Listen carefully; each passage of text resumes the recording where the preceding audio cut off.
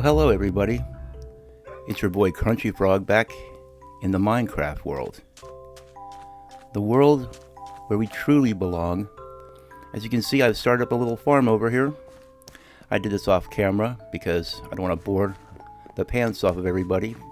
But I used all my dirt blocks and I had to go get some more from over yonder.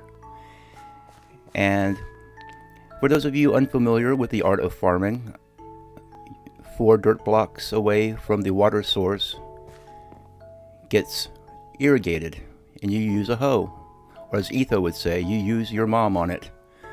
And here's the slab that I put on top of the water source, so that way the water still exists, but I don't fall into it every time I walk across it, which comes in handy when you're farming. But I planted all my potatoes and all my carrots. I think I might go ahead and plant some wheat seeds. I did pick up some wheat while I was over there. Not much, but I did get some. So and you always plant your crops in alternating rows. You never plant a bunch right next to each other. They grow much faster that way. I mean, you can plant them however you want to, but they just grow faster. According to the Minecraft rules, if you put them in alternating rows. But anyway, today what we're going to do is we're going to dig that mine shaft. Just a couple clicks and boom, we got all the ladders we'll ever need. We have extra ladders because we're going to be using a lot of ladders in our tower also. Oh, I should probably get a bunch of pickaxes also. Let's go ahead and make some more picks, or get some more sticks. Get some sticks to make some picks. And we'll do this. And we'll go like that. And let's see. We'll start off with 9. We're going to have plenty. Okay, where is the sun? Well, we have a clock. We'll be able to tell what time it is. Okay.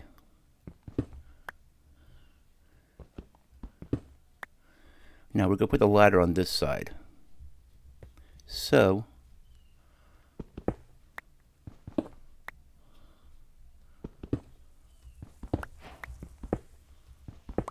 oh, this lovely terracotta. I love yellow. Lello terracotta. There we go. Now I could just wait till the very last to put the ladders in, but I do things this way. I'm gonna have to make more torches too eventually. But we'll keep it lit up as we go down. Now, I'm fully expecting there to be water underneath me. That's why I'm prepared. Put up some ladders.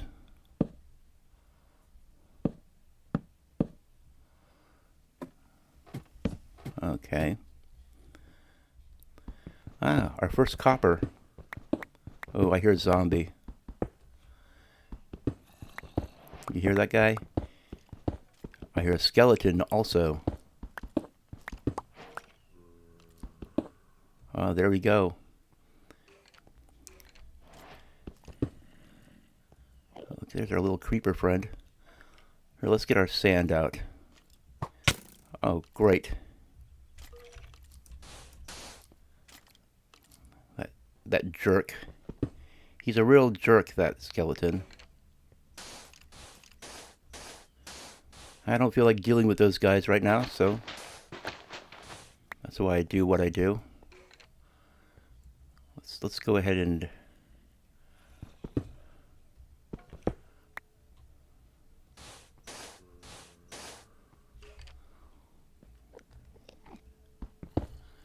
I also hear the Enderman down there.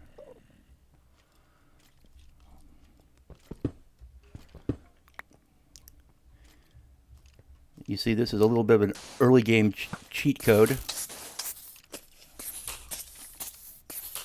Oh crap.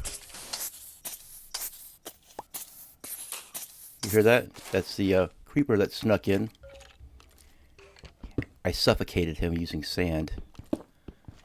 That's why you need sand with you when you do this. I'm digging a mine shaft. I don't feel like paying the ultimate price.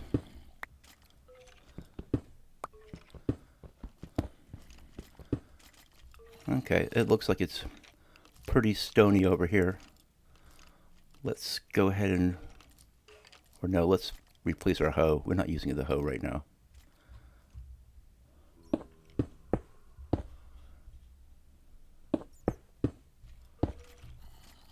Alright, let's pop a torch right there.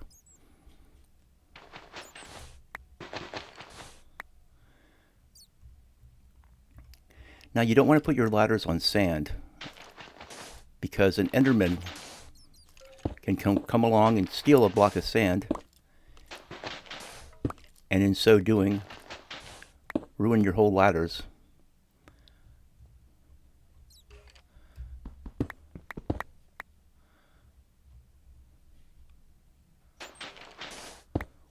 Doesn't matter if you have a little sand on the sides, though, because that's not where your ladders will be placed.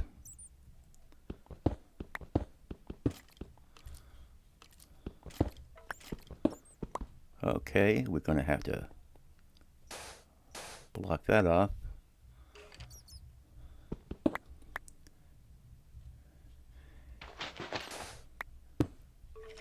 Now you might say that this is cowardly, and I might agree with you. Some people would just go in there and just go hog wild. Yeah, last night off camera, I got in the boat and I went up and down the coastline a little bit just to see what was out there, because I haven't done that yet. And I found a village. And I got something from that village that I'll show you later. I'll have to go back to that village to get more of this certain something, of which I will show you later. But I'll bring you with me on the next trip, because I feel like it might be instructive in case some of you don't know how to do the thing that I did, which I'm sure most of you do, but I'm keeping in mind that there are probably people tuning into this who are thinking, now how would I learn how to play Minecraft? I think I'll learn from a crunchy frog. A crunchy frog seems like as good of a person to learn Minecraft from as anyone. I like his calm, soothing manner. The fact that he doesn't act like a lunatic. Now, I counted out my ladders while I was up there, so that way I know exactly when I'm at negative 54 on the y-axis. There's a reason why I do things this way, and negative 54 I find is the best level for finding diamonds. It also keeps you above lava. And we don't like going and mining diamonds and digging into the wall and having lava come out upon us. We save that pleasant experience for when we go to the nether. But in the overworld, we prefer to not have unexpected lava encounters. Make sure that everything is going according to plan. We're at 52 ladders left, which means we're at negative 2 on the y-axis. And the reason why I stand in the middle of these two blocks, for those of you who don't know, is so that I can safely dig straight down. Because otherwise, I would not recommend digging straight down.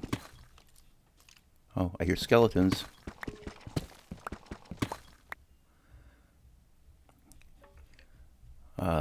The musical xylophone-like sounds of the skeleton. Ah, here we go. Well, this is why we do these things.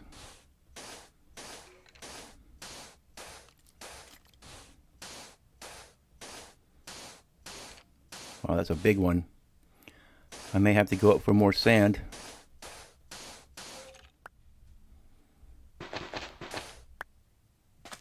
Get a little look at this. Huh, yep, the skeleton up there in that shelf. I'll bet you this goes down to negative 54. That lava's probably at negative 54. And so I'm going to have to deal with it. It's a pretty unlucky place for my mineshaft to end up. But probably, you know, pretty good for making videos, because it's going to be exciting.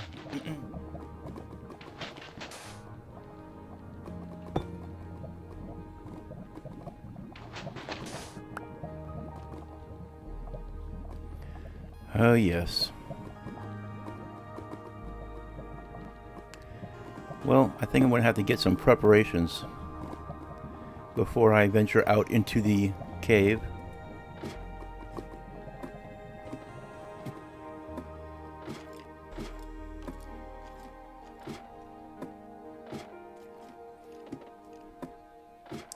But the mineshaft has been dug.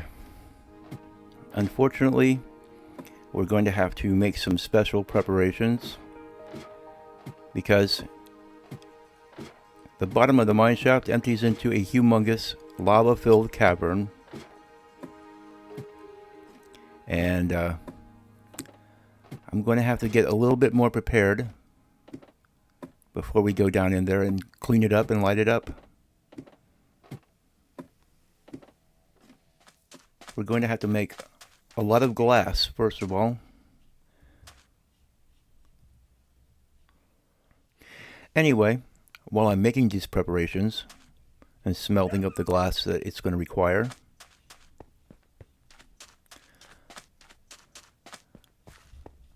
let's do a little, looks like most of these are grown up.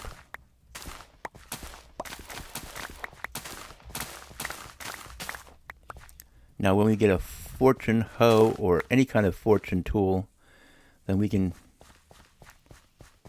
harvest a lot more of these.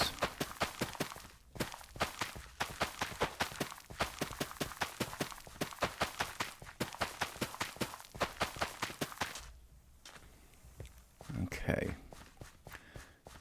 So with the wheat and the potatoes, we'll do every third row with this.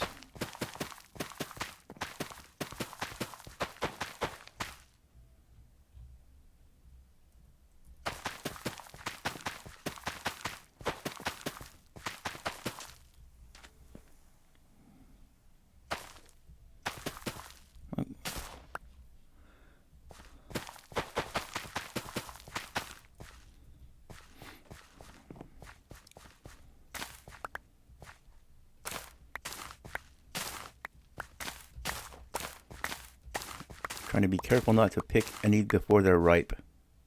Oh, look at that. We got 2 poisonous potatoes out of that. Now, I wish there was something that you could actually do in the game, like some kind of recipe or something. But until that day comes, I give them to the fishes. The fishes like poisonous potatoes. I don't know why, but they do. Did this thing just grow up before my very eyes? He did. Anyway.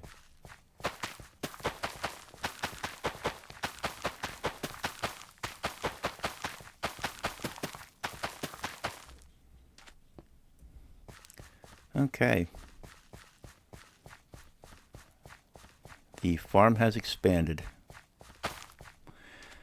And now let's go over here before I do any other farming. I gotta be doing stuff around here to keep myself busy while the glass is smelting. And I'll probably build my little mining enclosure off camera. If anything exciting comes up, I'll be sure to record it. But let's go over here and check this out. We might take a little detour here. Because last night when I was out just going along the coast, you'll see where I went.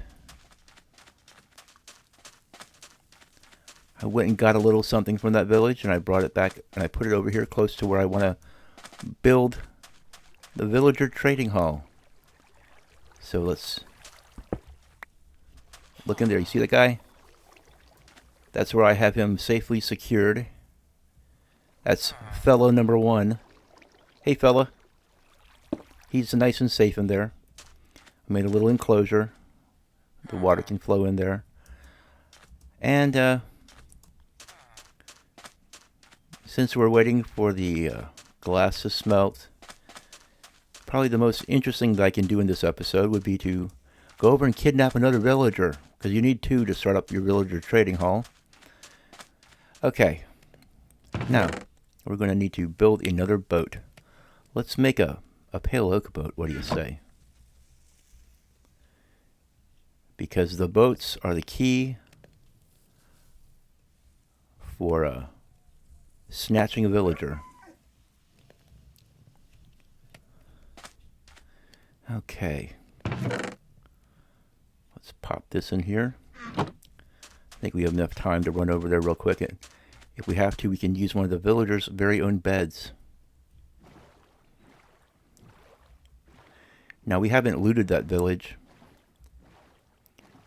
We just grabbed the villager real quick and came back here. Honestly, my main goal was to find some place that was growing a flower. I know it sounds stupid, but I thought I saw a bee. You know, I could have swore one of my birch trees. Oh, look, there's another camel. One of my birch trees spawned a bee's nest on it or something. I thought that I did anyway, because I swear I saw a bee. Oh no, we want to go across over here. This is an inlet that goes nowhere. There's a village. There's a temple up there, a desert temple, and believe me, I explored it. But you've already seen me go through 2 temples already, so no need to show that. But I did get some diamond horse armor and 3 sets of iron horse armor, so that was very cool. But anyway, I was honestly looking for a flower because I wanted the bee to have something to nibble on. I thought if I have bees, then I should put some flowers around for them. That way they can make pollen and I can get a little honey farm going. I should have just gone over and got some of those azalea leaves, because bees do like the flowery azalea leaves. But here's a village. It's a pretty cool one too. It's all built up on this hill. And it has access to the ocean, which is a very, very important feature. And here's where I got my villager from. We have hay bales. What else? They got, looks like they have some beetroots over there. And grab this, just in case.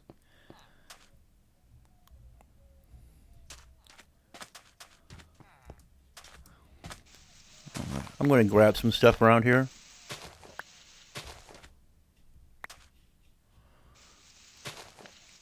I don't want to start back with a villager in a boat just yet, because the sun's about to set. And we don't want this village to get hit by zombies. This is why you practice good sleep discipline, because you don't want zombies spawning anywhere around your villagers, because they'll attack them.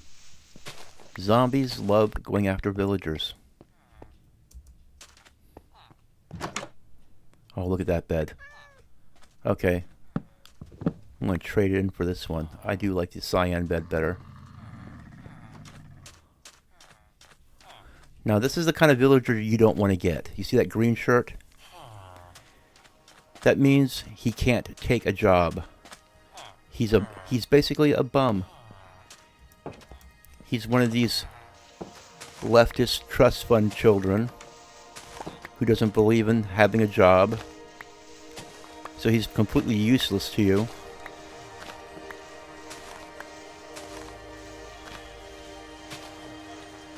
What am I doing?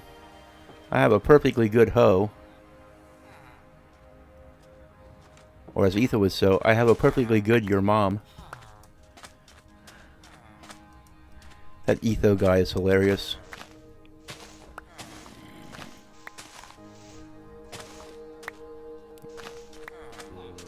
Yeah, see, the villagers, they're all heading off to bed. And so this is a perfect time to do this. Trap the front door. It's what we do here in the kidnapping trade. Yeah, that floating island up there, I tell you, I would have to do something about that. Come on. Come on out. You know you want to climb in the boat. Come on. You see how contrary? No, don't you go in the boat. Oh, you stinking idiot. Okay. Well, we're going to have to do something about this. That iron golem over there is not going to take kindly to me doing what needs to be done here.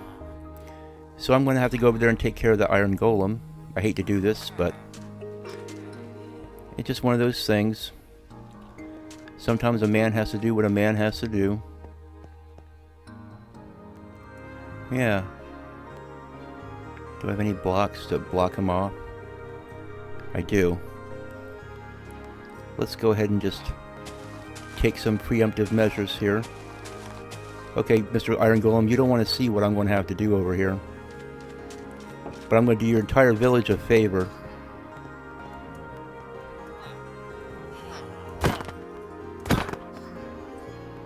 Okay. Now, has that Iron Golem sensed what I've done? I don't think so. I think I got away with it. Alright. Can we maneuver around this corner and make our way down here? I think maybe we can. Let's do that. Don't want to take any chances. Oh no. Why? Why? I'm going to have to do this, and I hate to have to do that. Because the children are our future. But sometimes a guy's got to do what a guy's got to do to kidnap villagers for his trading hall. I would totally deserve it if the Iron Golem found me and killed me now. I would totally deserve it.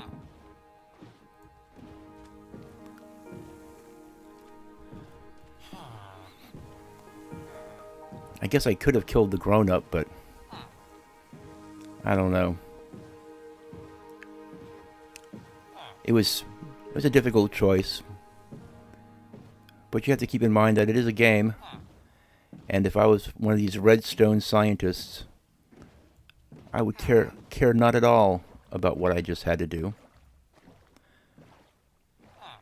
You watch some of these redstoners and they make cat farms so that you can kill cats for string. It's a good thing that dogs don't drop something, because they'd make a dog killing farm. Some kind of fancy redstone dog killing machine. That's why I have a hard time watching some of these redstone guys. Like Il Mango. These guys, they're very cold-hearted. Like Doc M also. He's another guy. Season 6 of Hermitcraft. Doc M and his, or maybe it wasn't season 6, but it was one of those seasons. Maybe it was season 4 or 5. Doc M had a villager machine to sort out villagers. We send them to the furnaces if we don't like their profession. It's like, maybe a German guy should not be sending villagers into a furnace. It's not a good look. Doc M, don't do it. But he did it. I'm sure he means well, but these redstone guys, I'm telling you, they got some hard bark on them. But anyway, we've gone and kidnapped our little second villager here. And in a future episode, we will put on full display how you go about setting up your villager trading hall.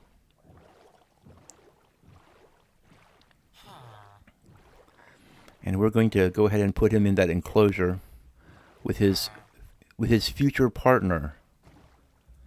Now, one of these villagers, they both look like men, but that's how these villagers are. One of them is female, and one of them is male, because two men cannot reproduce. Even in Minecraft, this is not a possibility. Here we go. We're just going to have to expand the enclosure slightly to accommodate our buddy here. And to do so, I think we will need to come back here with some more blocks. So we'll be right back. See, in selecting this particular area, the reason why we're this far away from my tower is because when you build your village or trading hall, you probably want to have it at least 100 blocks away from your house. Because these villagers, they like to pick up on your profession. You know, if there's any kind of workbench or tool inside your house, like a furnace or a blast furnace or anything like that, these guys, they like to glom onto your professions and choose their jobs accordingly. So you don't want that.